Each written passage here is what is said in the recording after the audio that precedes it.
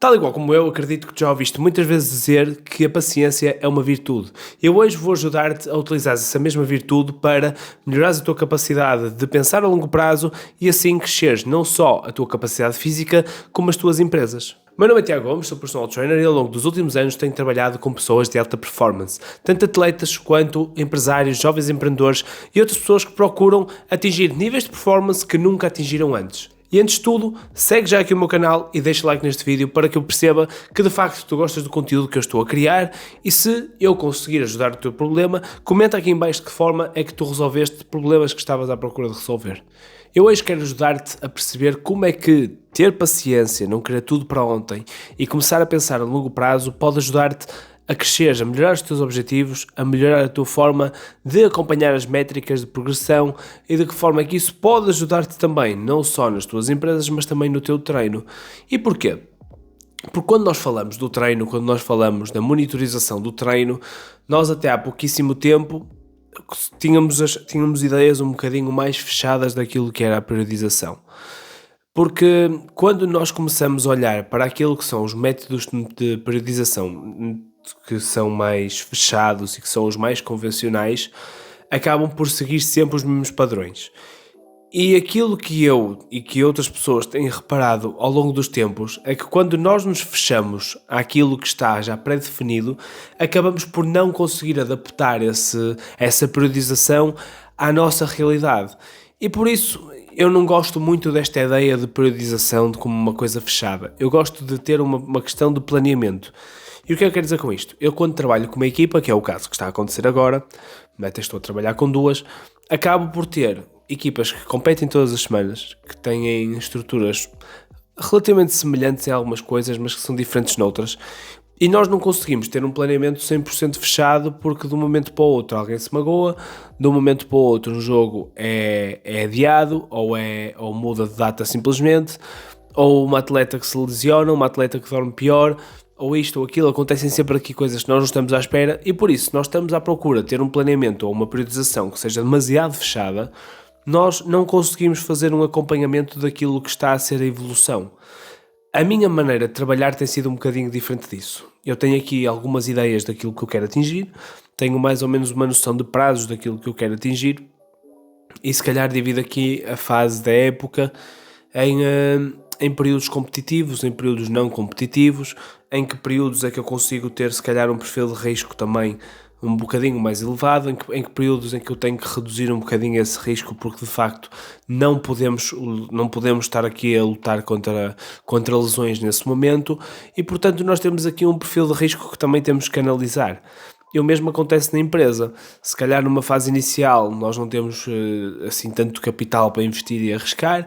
Há outras alturas em que se calhar conseguimos investir mais um bocadinho, tentar arriscar para procurar com ideias novas ou tentar escalar aquilo que nós já estávamos a fazer. Temos que arriscar um bocadinho e faz parte, porque sem risco também não há uma recompensa assim tão grande. E no treino acaba por ser mais ou menos a mesma coisa. E quando nós olhamos para isto assim, e quando nós pensamos num planeamento um bocadinho mais aberto e que se adapta a nós conseguimos ir analisando as métricas de uma forma um bocadinho diferente. Quando nós olhamos para as métricas de forma de eu vou fazer uma semana, vou analisar, vou perceber o que é que correu melhor e o que é que correu pior. Se calhar vou fazer um bocadinho mais do que correu melhor e vou tirar um bocadinho àquilo que correu pior. Deixo passar mais algum tempo e volto a analisar e volto a perceber o que é que correu melhor, o que é que correu pior. Deixa-me tirar o que é que correu pior, deixa-me adicionar aquilo que correu melhor. E vamos fazendo esta abordagem desta maneira de forma a que consigamos adaptar o nosso planeamento para, quando olhamos para os objetivos que nós definimos a médio e longo prazo, percebermos se nos estamos a aproximar deles ou se nos estamos a afastar. Quando nós só temos um planeamento, uma coisa muito fechada, muito pouco estruturada, ou muito estruturada, mas que não se adapta a nós não conseguimos ter esta adaptação de uma maneira tão simples. E é por isso que quando nós olhamos para uma pessoa que não tem um plano de treino adaptado a si mesmo, também vai ter este problema que é, vou dar um exemplo. Imaginem que eu faço 12 séries por grupo muscular por semana, mais ou menos. E tenho uma pessoa que começou agora a treinar, que nunca fez musculação na vida e que pega no meu plano de treino e que o começa a fazer. Será que aquilo está adaptado para ele? Será que ele não conseguia, com um volume menor, ter o mesmo resultado e por isso poder estar a poupar tempo para outras coisas da vida dele? Ou será que não vai conseguir, com isto, com esta questão de ter um volume demasiado elevado para ele, não vai conseguir recuperar o suficiente?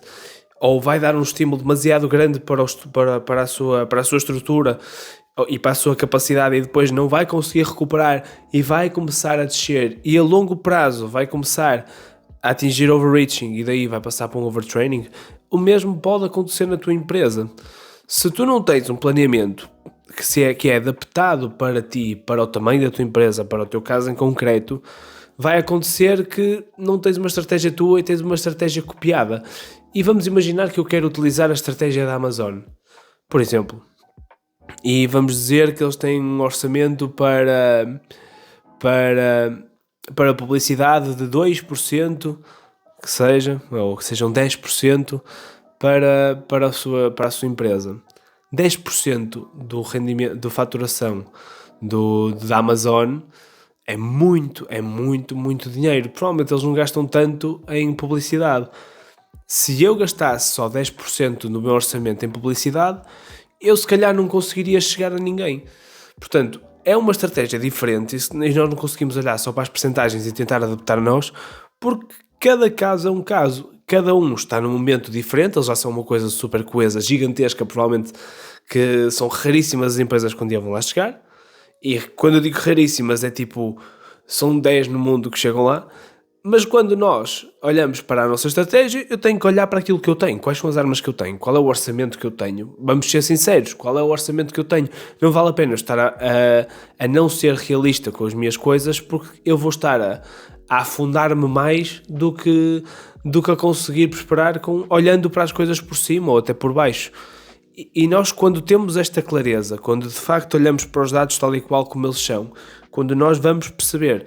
Eu fiz agora, eu vou fazer este vídeo, eu vou perceber as métricas deste vídeo, a partir do momento em que a taxa de visualização começou a descer, quantas pessoas viram, o que é que eu posso mudar, e depois vou testando o que é que melhorei aqui, o que é que eu me esqueci de fazer aqui, o que é que eu tenho que mudar no meu guião para que isto possa funcionar melhor, e eu vou mexendo, vou brincando com estas variáveis para fazer, avaliar, voltar a adaptar, experimentar outras coisas e mudar.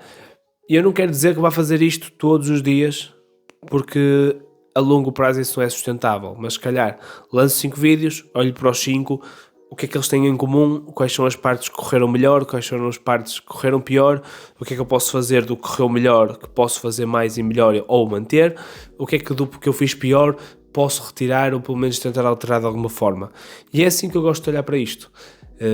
Numa perspectiva de longo prazo, fazer as coisas o mais de encontro à direção daquilo que eu procuro, tanto no treino quanto nas empresas, porque e muito que eu ainda não tenha desenvolvido assim uma empresa tão grande, porque quem me dera, estou muito a começar ainda, mas estes insights que eu vou tirando dos meus clientes é aquilo que me dá o conhecimento de tentar aprender com o erro deles, ou seja, todos aqueles com quem eu tenho falado sobre isto me dão essa ideia de longo prazo sempre como uma das coisas principais, de ok, se calhar vou começar por baixo, se calhar aqueles começaram, eu gosto muito disto, aquelas pessoas que começaram tipo empresas há 30, 40 anos, 50 anos, em que esta questão do digital não se punha, sequer isso não existia, e eles tinham de começar...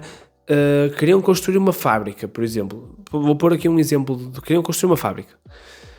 E eu penso agora, caramba, se eu quisesse construir uma fábrica, só o ter que ter um armazém, só o ter que ter a maquinaria, só o ter que ter mão de obra a dar com pau para conseguir fazer tudo. A maioria deles, aquilo que me dizem é, Tiago, esquece isso, não foi assim que começou. Eu comecei no meu quintal a fazer eu tudo e depois, por acaso, contratei outra pessoa para começar a fazer comigo, depois comprei a minha primeira máquina, fui crescendo aos poucos, e os problemas que vão aparecendo com o tempo também acabam por ser um bocadinho diferentes e aí vamos ter que ir adaptando a estratégia, porque vamos imaginar que a Amazon nunca tinha mudado a sua estratégia e que tinha só um planeamento estruturado, fixado ali no sítio e que tinha mantido sempre no mesmo sítio aquilo que estava a fazer. Provavelmente continuaria a ser hoje só uma livraria como começou por ser. e não teria havido esta noção de escala de perceber, espera aí, quais são as necessidades que o meu público está a ter, o que é que eu posso fazer para conseguir atingir as suas necessidades. E eles olharam, pegaram no nicho de mercado que perceberam que era um problema, ou que não havia uma solução que pudesse ser boa o suficiente, e começaram por desenvolvê-la. Eu acho isso fascinante.